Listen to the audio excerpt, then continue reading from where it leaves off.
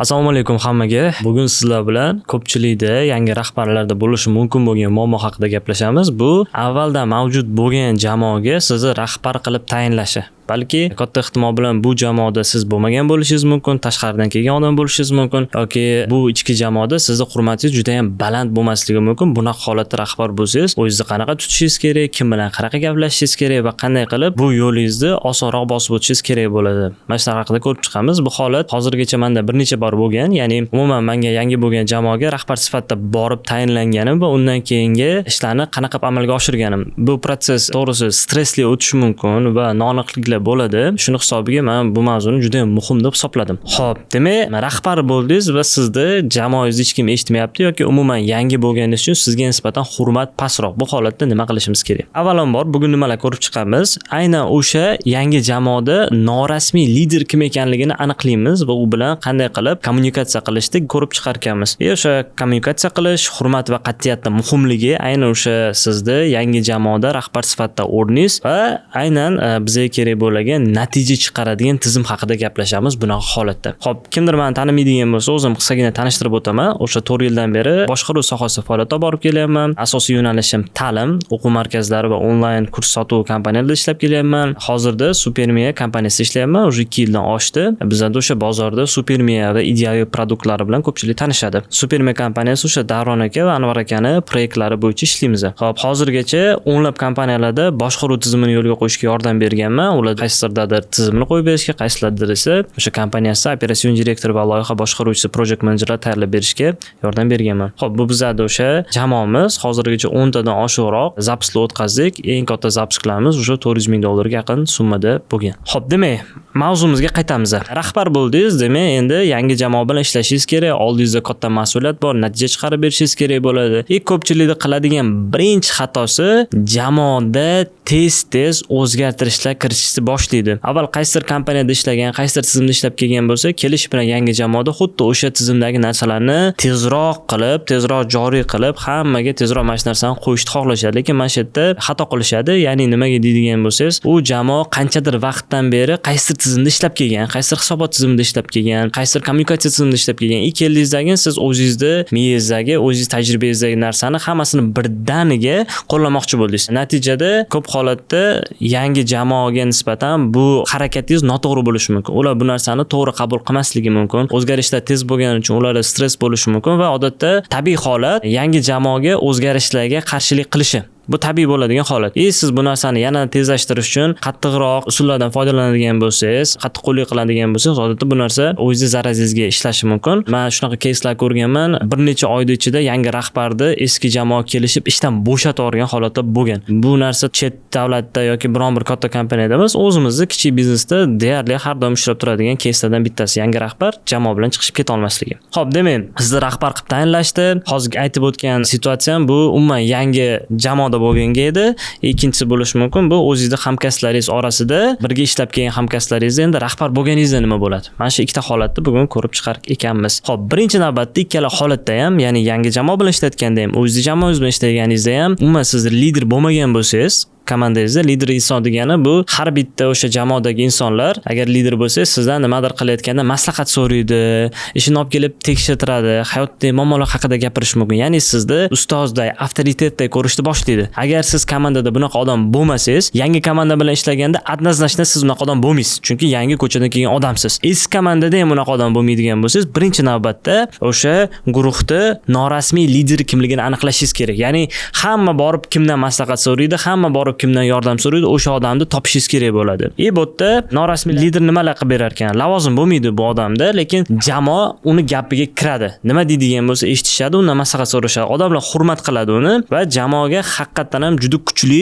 ta'sir o'tkaza oladi. Katta ehtimol bilan har bitta komandada mana shunaqa odam bor. Bu odam yosh kattaroq bo'lishi mumkin, tajribasi ko'proq bo'lishi mumkin, mutaxassisligi kuchliligi bo'lishi mumkin, xarizmasi kuchli odam bo'lishi mumkin. O'sha odam topish kerak bo'lar ekan. Xo'p, oddiy misol uchun jamoangizda bitta xodim 5 yildan beri ishlaydi. Siz 1 yildan beri ishlaysiz yoki 2 yildan beri ishlaysiz, sizni rahbar qilib qo'yishdi. Endi katta ehtimol bilan siz bilasiz, uni tajribasi katta bo'lgani uchun ham undan maslahat so'raydi, odamlar unga qarab adaptatsiya bo'lib moslashishni boshlaydi.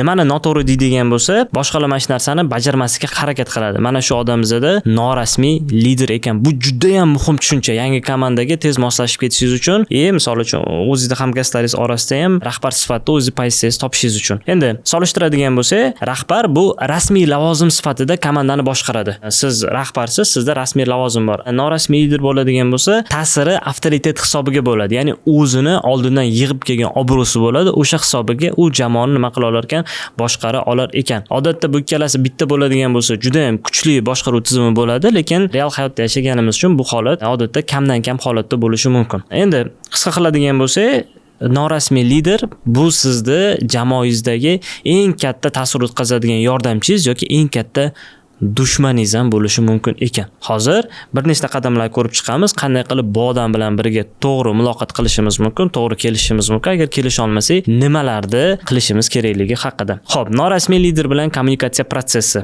Birinchi moment tushunishingiz kerak, siz yangi jamoada yoki o'zingiz ishlab kelgan komandada yetarlicha obro'ga, avtoritetga ega bo'lmagan bo'lsangiz, bu yerda shunchaki hech kim bo'lmasligingiz mumkin bo'lar ekan. Lekin sizni rahbar qilib tayyorlashda bunda nima qilishingiz kerak? Birinchi variant bo'ladi bizda borib o'sha norasmiy lider bilan, o'sha tajribali, avtoritetli xodim bilan gaplashishingiz kerak bo'ladi. U nimani xohlaydi?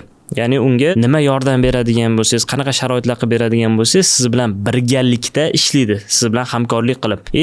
O'zingizni talablaringizni aytishingiz kerak bo'ladi. Misol uchun, agar men rahbar sifatida mengacha qaysidir gaplar yetib kelmaydigan bo'lsa xodimlar tomonidan, chunki ular sizni hurmat qilishda, sizdan maslahat so'raydi. Iltimos, mana shu narsani menga yetkazib qo'ying. Mayli xodimning kimligini aytmasangiz ham, komandani ichida mana shunaqa holat bor deb qo'yadigan bo'lsangiz, men xursand bo'lardim. Men rahbarlik faoliyatimda ham qiyinchilik bo'lmasdi deb o'sha norasmiy liderdan so'ra olishingiz mumkin bo'lar ekan. O'zi eng zo'r holat kelishingiz. O'sha aka bilan, o'sha odam bilan, o'sha xodim bilan kelishish kerak. Nima bo'lgan taqdirda ham harakat qiling, birinchi navbatda o'sha kishi bilan kelishga, yaxshi gaplashib, uni hurmat qiling degan. Shuning u odamning ta'siri siznikidan ancha kuchliroq bo'ladi jamoaga. Ikkinchi variant esa, siz chaqiradigan bo'lsangiz yoki siz bilan birga bir suhbatda ochilmasligi, umuman xafa bo'lib olishi mumkin bo'ladi. Bunaqa holatda sizni lider qabul qilmasligi mumkin. Ya'ni siz aytganingizni qilmaydi, siz bilan kelishmaydi va ochiqchasiga qarshilik qilishni boshlaydi va sizni lavozimingizga da'vogar bo'ladi. Xuddiki siz agar ishingizni eplolmay ketadigan bo'lsangiz, jamoada уже komandaning rahbarida boshqa variant qolmaydi, sizni qo'yishdan boshqa. Tanasan tushuningda, oddiy misol keltiraman. Sotuv bo'limiga yangi robot bo'lib bordingiz, lekin u yerda 3 yil, 4 yildan beri yoki 2 yildan beri, qanchadir uzoq muddatdan beri jamoa bilan bitta bo'lib ishlayotgan sotuvchi bor edi. U o'ylardi, men rob bo'laman deb. Lekin tepadagi direktor uni rob bo'lishiga ishonmasdan ko'chadan ishlab yurgan robni topib kelib qo'ydi. Nima bo'ladi? U o'sishga harakat qiladigan odam katta ehtimol bilan o'ylaydi, men shuncha vaqt ishladim, rahbar bo'lishim kerak, nega tashqaridan odam olib kelib qo'yildi degan ichida qarshilik paydo bo'lish boshlaydi. Tushunyapsizmi? O'shaning uchun odatda 90% holatda qarshilik bo'ladi komandada. 10% holatda haqiqatdan ham lotereyada yutgandek bitta yaxshi odam topib, o'sha bilan norasmiy lider bilan hamkorlik qilasiz. Lekin qolgan 90% holatda o'sha norasmiy lider sizni qilayotgan ishingizga qarshi chiqadi va isbotlashga harakat qiladi. Tashqaridan kelgan odam kompaniya ichki muhitiga moslasha olmaydi, yaxshi ishlay olmaydi deb. Shuning uchun bu yerda sizni qo'pol qilib aytganda ketkazishga harakat qilishi mumkin va ishingizdan kamchilik qidirishi mumkin. Bunaqa holatda nima qilasiz? Yuqorida direktor bilan gaplashasiz. Nima uchun aynan mana shu lavozimga tashqaridan meni olib kelib qo'ydilaring yoki ichkaridan meni qo'ydilaring? Men bu yerda 2 yildan beri ishlab yurgan tajribali xodim bor edi-ku deb undan so'raysiz. Qanaqa kamchiligi bor yoki qanaqadir shaxsiy konflikt bo'lganmi direktor bilan o'sha xodim o'rtasida yoki umuman u bu lavozimga qiziqish bildirmadimi? Mana shu narsalarni aniqlab olishingiz kerak bo'ladi. O'zingizni o'sha lavozimga tayinlagan direktor rahbar bilan. Buni tushunmasangiz bo'lmaydi. Ikkinchi tarafdan esa norasmiy lider bilan suhbat qilib hamkorlik qilishda aytasiz. Bu ikkala hamkorlik ham ikki tarafga manfaatli bo'lish haqida gapirib o'tasiz. Uni motivlarini bilib olishimiz kerak. Bu ishxonadagi nimalar qiladi, nimalar qilmaydi. Unga yordam taklif qilishingiz kerak. Men sizga mana shunaqa holatlarga yordam beraman, direktor bilan gaplashaman, sizga ham qo'shimcha kurs olib berishimiz mumkin. Sizni keyinchalik boshqa loyihamizga ro'p qilishimiz mumkin. Mana shunaqa haqida gapirib bilan kelishga harakat qilishingiz kerak bo'lar ekan. Xo'p, agar kelishib bo'lmasa nima qilamiz? 90% holatda bo'lmaydi kelishib. Nima qilasiz mana shu holatda? Bu yerda endi salkeyinroq slaydimizda ham keladi. Xarakter masalasi rol o'ynaydi sizni rahbar sifatidagi. Xo'p, A holat. Demak, u gaplashishni xohlamaydi. Tinchgina o'tirasiz ekan, gaplashishni xohlamaslik yoki sizda aytganingizni qilmasligi qanaqa oqibatlarga olib kelishini tushuntirasiz. Ya'ni siz mayli 2 yil 3 yildan beri ishlagan bo'lsangiz ham men sizni hurmat qilaman, lekin bir-birimizdan kelisha olmaydigan bo'lsak, katta ehtimol bilan birga ishlay olmaymiz. Tushuntirasiz yoki shtraf bo'ladi sizga ham qolganlarga nisbatan. Mana shunaqa qilib, uni sizda vazifangizni, sizda aytganingizni qilmaydigan bo'lsa, qanaqa natijalarga olib kelishini tushuntirib qo'yasiz unga. Agar yana qilmaydigan bo'lsa, aytganingizni sekin-sekin qo'llashni boshlaysiz. Mana oqibatlaringizni amalga oshiring degan o'sha yuqorida kelishib olgan shartlar bo'yicha qilasiz. Bir marta aytganim qilmadingiz, shtraf qilamiz, yana qilmadingiz, o'sha hayfsan beramiz va hokazo, keyin ishdan bo'shatilishi ham mumkin. Umuman suhbatga kelmasligi mumkin. Sizdan qochib yurishi mumkin yoki umuman sizni pisand qilmasligi mumkin, siz bilan umuman to'qnash kelishni xohlamasligi mumkin. Bu yerda sizda tajribangiz, qanaqa odamligingizni bilish shart emas. U prosta o'sha lavozimga chiqmagani uchun jahl qilib achchiq qilib yurgan bo'ladi. Bu yerda sizda shaxsiy hech qanaqa qobiliyatlaringiz, tajribangiz rol o'ynamaydi. Prosta u sizdan ham katta, siz olib kelgan rahbariga yoki umuman kompaniyaga nisbatan xafa bo'lib qolgan bo'lishi, nafratlanib qolgan bo'lishi mumkin. Intizom buzilish holati qayd etiladi, siz bilan suhbatga doimiy ravishda kelmaydigan bo'lsa ogohlantirish berish, hayfsan berish, oxirida jiddiyroq chora sifatida uni nima qilasiz? Ishdan bo'shatasiz. Mana shu bosqichda amalga oshiriladi. Sizni bir marta suhbatga chaqirdim, sizga ogohlantirish beryapman, e'tiborli bo'ling. Yana siz bilan gaplashadigan mavzuyimiz bo'lsa chaqirsam, kelmaydigan bo'lsangiz hayfsan olasiz. Yana hayfsan olganingizdan keyin ham e'tibor bermaydigan bo'lsangiz, menga bee'tibor bo'ladigan bo'lsangiz, sizni ishdan bo'shatishga majbur bo'laman deb ogohlantirib qo'yasiz uni o'ziga. Eng yomon variant bu ishqilib bu variantga kelmang deyman, lekin real hayotda eng yomoni bo'ladi odatda. U kelishadi siz bilan, bo'ldi men sizga yordam beraman, falonchi aka, falonchi opa, hammasi yaxshi bo'ladi, zo'r ishlaymiz birga kompaniyani o'stiramiz, palon piston zo'r gaplashadi, lekin yashirincha orqangizdan ish qilishni boshlaydi, sizni yomonlaydi, sizni kamchiliklaringizni qidiradi. Men buncha qilib fayllarni yig'ib, xatolaringizni komandan sizga qarshi qo'llab, direktorga shunday narsalarni olib boradi degan, bir oy oldin kelgan yangi ishingizdan nima qiladi? Bo'shatib yuborishi mumkin. Bu eng yomon ssenariy, lekin bo'lish ehtimoli juda ham katta. Biz odamlar orasida ishlaymiz, shuninglar, odamlarda emotsiyalar bo'lishi normal holat.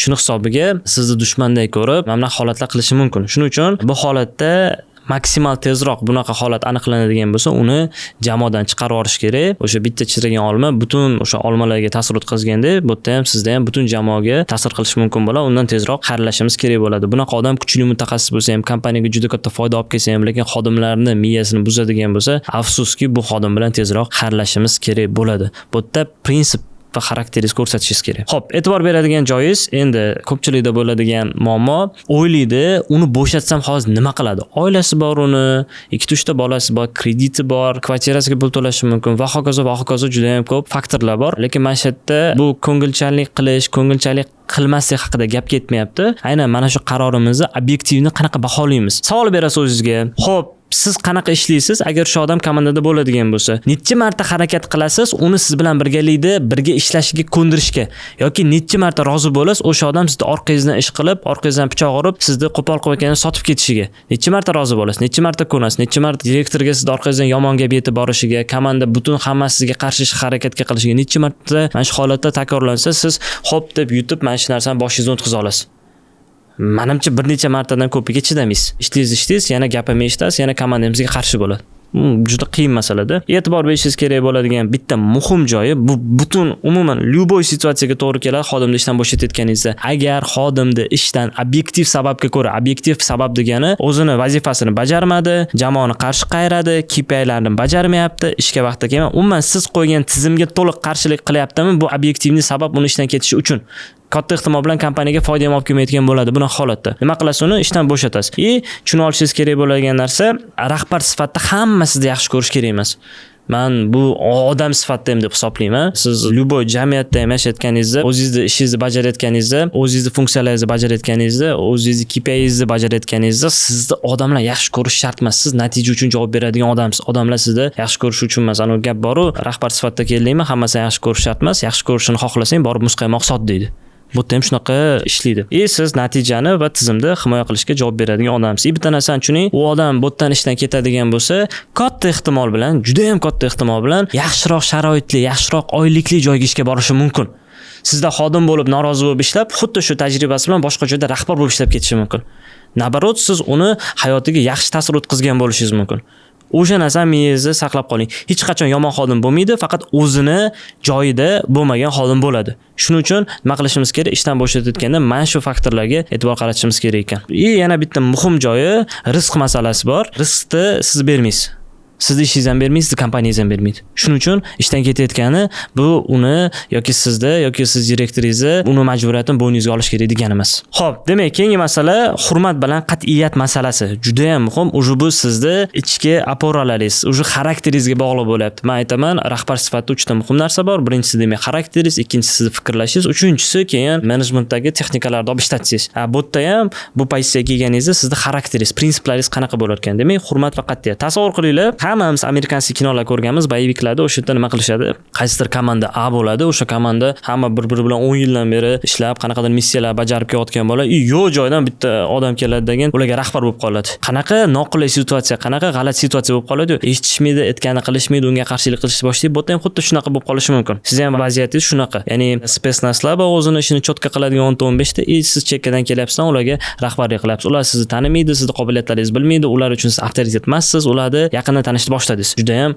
qiyin situatsiya. Bu yerda norasmiy lider va rahbarlik o'rtasida nima bo'lish kerak ekan? Asosiy ikkita narsa: hurmat va qat'iyat, ya'ni xarakteringizni ko'rsatib bera olishingiz. Xo'p, hurmat. Agar siz xodimlaringiz hurmat qiladigan bo'lsangiz, katta ehtimol bilan ham ulardan xuddi shunaqa holat bo'ladi. Rahbar yangi bo'lib keldingizmi, qo'pol bittanaqa bor-ku, bizni o'zimiz xalqimizda bu to'g'ri, noto'g'ri, bu prosta stereotip bo'lishi mumkin. Mansab tegib qoldi, o'zidan ketdi, kresloga o'tirib o'zidan ketdi degan narsa bo'lishi mumkin. Agar mana shunaqa qilib ko'rinsangiz xodimlaringizga, faqat rahbarlik sifatida foydalanib, ularni urishib, nima desa bo'ladi? Yomon rahbar desak bo'ladi-yu, faqat lavozimidan foydalanib, ularga ta'sir o'tkazishga harakat qiladi. Mana shunaqa holat bo'ladigan bo'lsa, hurmat qilmaydigan bo'lsangiz, ularni katta ehtimol bilan o'zingiz kreslozingizda ko'p vaqt qolmaysiz. Ikkinchisi qat'iyat, ya'ni xarakteringiz mustahkamligi, topshiriqlarni shartsiz bajarishingiz. Aytganimizdek, ras kompaniyaga zarar keltiryaptimi, norasmiy lider biz bilan kelishmayapti, buni bo'shatib yuborishingiz, muhim qarorlar qabul qilishingiz, o'rniga tezroq odam topib qo'yishingiz, kompaniyani sizni qilgan qarorlaringiz kompaniya natijasiga negativ ta'sir qilmasligi. Mana shu narsalarga xarakteringiz bilan javob berishingiz kerak bo'lar ekan. Va oxirida bizda nima? Natija chiqaradigan tizimni qurishimiz kerak bo'ladi. Buning uchun nima qilamiz? Har bitta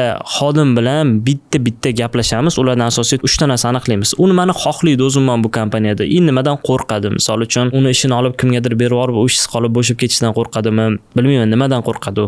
Uni prioritetlarni aniqlashimiz kerak. Uning uchun ustuvorliklar nima? Oylik maoshini qat'iy ishlatayotgan bo'lishi mumkin. Taxminiy oylik ketadigan xarajatlar qancha bo'lishi mumkin? O'shalar haqida ma'lumotga ega bo'lib, uni o'stirishga yoki rivojlantirishga yoki boshqa umuman lavozim berishga gaplashib ko'rishingiz kerak bo'lar ekan. Ikkinchi masala, agar kelishib bo'lmaydigan bo'lsa, rasmiy hokimiyatdan foydalanib, unga vazifalar qo'yasiz, delegatsiya qilasiz, ishlar bajarilishini nazorat qilasiz. Ya'ni agar o'zi mustaqil vazifalar, o'zini ishini topib, o'zi bajarmaydigan bo'lsa, misol uchun siz natijani aytdingiz sotuv bo'limi rahbariga yoki team leadingizga aytdingiz, siz tam yangi robot keldingiz deb hisoblaydigan bo'lsangiz, team leadga aytdingiz, mana bu ishlarni qilish kerak, mana bu natijani ko'rsatish kerak. O'zini ishini o'zi topib qilmaydigan bo'lsa, nima qilasiz? O'zingiz vazifa qo'yib berasiz, delegatsiya qilasiz, nazorat nuqtalarida o'zingiz uni tekshirib olishingiz kerak bo'lar ekan. Bitta narsani tushunishingiz kerak, sizni jamoangizda yangilaydigan holat bo'lishi mumkin. Menda ikkita situatsiya bo'lgan bo'lsa, o'shani bittasida taxminan 3 oy davomida butun jamoani yangilashga majbur bo'lganman. O'sha 6-7 kishi bo'lgan, o'sha loyihada hammasini bitta ketkizib, oxiri jamoada hech qaysi eski xodim qolmagan, hammasini joyiga yangi odam olib kelganman. Aytmoqchi bo'lganim, shunaqa qarorlar qilishingizga ham to'g'ri keladi. Chunki odatda bitta ikkita odam qabul qilmasligi o'sha norasmiy lider ta'siri sifatida butun jamoaga ta'sir qilib bo'lgan bo'ladi. O'shani hisobiga ba'zida birdaniga hammasini haydashingiz mumkin. Situatsiya har xil. O'shanga qarab siz nima qilishingiz kerak, xarakteringizni ko'rsatishingiz kerak. Ikkinchisi esa bir-biringizga moslashib, vaqt o'tib, yaxshi avtoritet o'zingiz qozonib, komanda orasida o'sha jamoa bilan yaxshi natijalar ko'rsatishingiz mumkin. Birinchi holat juda ham yomon ko'rinishi mumkin hozir ko'zingizga, lekin ishoning, unaqa toksik atmosferada uzoq vaqt qola olmasligingizni bilib, sekin xodimlar bo'shatishidan mumkin. Ikkinchisi esa nur ustiga a'lo nur bo'ladi. Komanda bizni qabul qilib ishlab ketadigan bo'lsa. Umumiy xulosa qiladigan bo'lsa, demak, rahbarning vazifasi hammani xursand qilish emas, u natija chiqaradigan tizimga javob berish ekan. Boya aytganimdek, agar hammani xursand qilmoqchi bo'lsangiz, sekin rahbarlik lavozimidan keting degan, mayli muzqaymoq sotmasangiz ham, odamlarni xursand qiladigan nimadir ish bilan shug'ullaning boshqa. Bu to'g'ri ma'nodagi maslahat. Agar natija qilish xohlamaydigan bo'lsa komandangiz, katta ehtimol bilan o'sha odamlar jamoadan chiqib ketish kerak. Siz emas. Bitta narsani tushuningda, siz natija qilish uchun kelgan odamsiz va shu narsaga javob berasiz. Javob beradigan bo'lsangiz, bo'ldi. Demak, natijangizni qiling. Kimdir ketish kerakmi komandada? Bo'ldi, boshqa odam ketsin. Siz natija qilib beryapsizmi? Joyingizni mahkam ushlang degan, shu yerda qolib harakat qiling. Yanada o'z ustingizda ishlab, kompaniyaga yanada kattaroq foyda olib kelishga. Bu ham o'zingizga shaxsiy tajriba bo'ladi, ham o'zingizni xarakteringizni shakllantirib beradigan muhim element hisoblanar ekan. Video foydali bo'lgan bo'lsa, men xursandman. Eng yaxshi insightlaringizni kommentariyaga yozib ketadigan bo'lsangiz, biz jamoamiz bilan yanada yaxshiroq kontentlar qilishga harakat qilamiz. E'tiboringiz uchun rahmat. Sog' bo'ling, omon bo'ling.